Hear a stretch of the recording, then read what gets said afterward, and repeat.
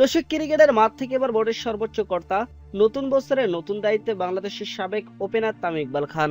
তামিম যখন বোর্ডে, তখন আলোচনায় সাকিব আল হাসানের প্রত্যাবর্তন। পুরনো বন্ধুত্বের হাত ধরে আবার কি জাতীয় দলে ফিরবেন সাকিব আল হাসান? দর্শক, তামিম ইকবাল এবং সাকিব আল হাসানের নানা ঘটনার পর কি জাতীয় দলের দরজা চিরতরে বন্ধ, নাকি উন্মুক্ত হবে? তামিমের হাত ধরে সাকিবের ফেরার সম্ভাবনা নিয়ে থাকছে আজকের এই ভিডিও। বিস্তারিত জানতে ভিডিওটি সম্পূর্ণ দেখার অনুরোধ রইল। মাঠের ক্রিকেটে তিনি পরিচিত পেয়েছেন বিশ্ব দরবারে। বাংলাদেশ ক্রিকেটের আইকনিক ফিগার তামিম ইকবাল খান এবার এলেন প্রশাসনিক দায়িত্বে। ক্রিকেটার থেকে নানা ভূমিকায় নিজেকে প্রমাণ করেছেন সাবেক এই ওপেনার। এবার তার হাতে ক্রিকেট বোর্ডের দায়িত্ব। আগামী 3 মাস বোর্ডের সর্বোচ্চ কর্তা হিসেবে দায়িত্ব সামলাবেন তামিম ইকবাল খান। দায়িত্ব নেওয়ার পরেই সামনে এসেছে বেশ কিছু ইস্যু, যার মধ্যে সবচেয়ে আলোচিত সাকিব আল হাসানের প্রসঙ্গ। দেশের ক্রিকেটে না থেকেও আলোচনায় আছেন সাকিব আল হাসান। গত 2 বছরে জাতীয় দলের জার্সিতে মাঠে না থাকলেও সাবেক এই বিশ্বসেরা অলরাউন্ডারকে ঘিরে আলোচনা থামেনি।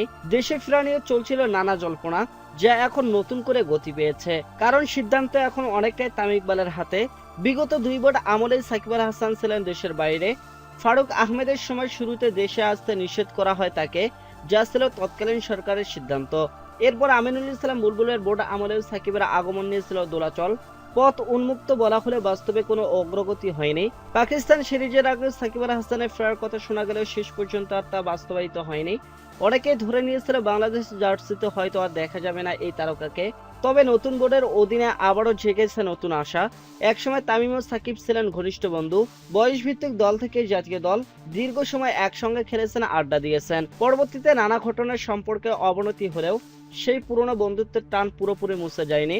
এখন ব্যক্তিগত সম্পর্কের বাইরে গিয়ে সিদ্ধান্ত নিতে হবে দেশের ক্রিকেটের সাথে। সেই ক্ষমতা বর্তমানে তামিম ইকবালের হাতেই। তিনি যদি দেশের ক্রিকেটের কথা ভেবে পুরনো সম্পর্ক পাশে রেখে সাকিবকে ফিরিয়ে আনেন, তাহলে অবাক হওয়ার কিছুই থাকবে না, বরং তা বাংলাদেশ ক্রিকেটের জন্য ইতিবাচক হতে পারে। তো দর্শক, আপনারা কি মনে করেন জানাতে পারেন আমাদের ভিডিওর কমেন্ট বক্সে। ধন্যবাদ।